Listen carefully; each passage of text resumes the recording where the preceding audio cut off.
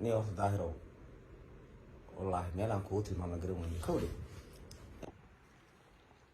بيس. السلام عليكم والرأي السلام أبدي السلام يا صونك كورن ما يدينها يا مس عادي الدنيا كل أنا وان وجاي لكن صون كفوا كل من صمر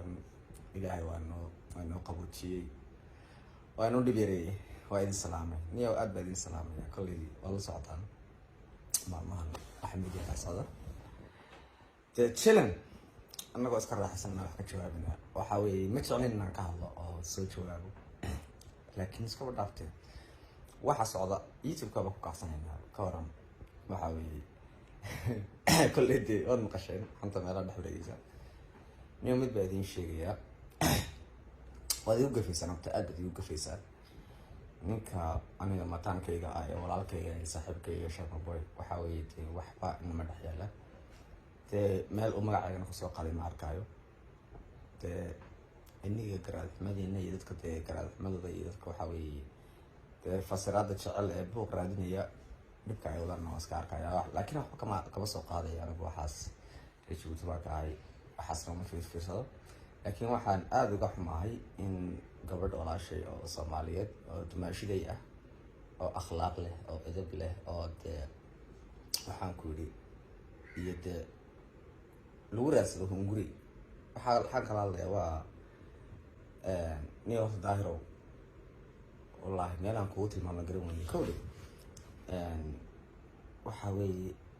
dhaqankaaga iyo waxa aad sameynayso iyo macnaheedu waxyaabo marka loo fiirsado waxa tahay macnaheedu qof inuu fiyu yahay ama uu aqli leeyahay ama uu garaad leeyahay ama qof dhammaystiran inaad horta in mararka qaar aniga muran baa iga gala inaad fiyooda xataa ma haysto sababtoo ah Ramadan baa lagu jiraa bil khayr lagu jiraa ma ku horta adigu soo sheeg ku diin waxa weeye kaba imaw wixii dhacay iyo laba rag oo saaxiiba iyo khalad meesha dhacay iyo isafaham waayo iyo bomboniska inta ba ka imo maxaa adiga horta ku dhex dhigay nin iyo naag baa isfuray asaqadaadu inta soo dhaafooyay macnaheedu wallahi waxaan aad anonka imi xaq uma soo fadhiisan inaan ka jawaabo sharma boy iyo aniga iyo baraha bulshada waxa dhax socda malyan ah noqotay laga midiyaha laga bombonaayo taas horta jawaab male waxaan ka jawaabi karna maaha waxda afkayga soo marayba maaha waa waxda akhlaaq xumatii ugu dambeysay umada dhax wadaan waxyaabaha aan ka sameeyay wax iga soo toogay maan masuulo waahay hadda waxaan aad la siyaabanahay anu nin xaasla baan ahay mar dhamaan carada saha Istanbul baan ku maqnaa Turkiga baan ku maqnaa mar dhawaan Djibouti soo galay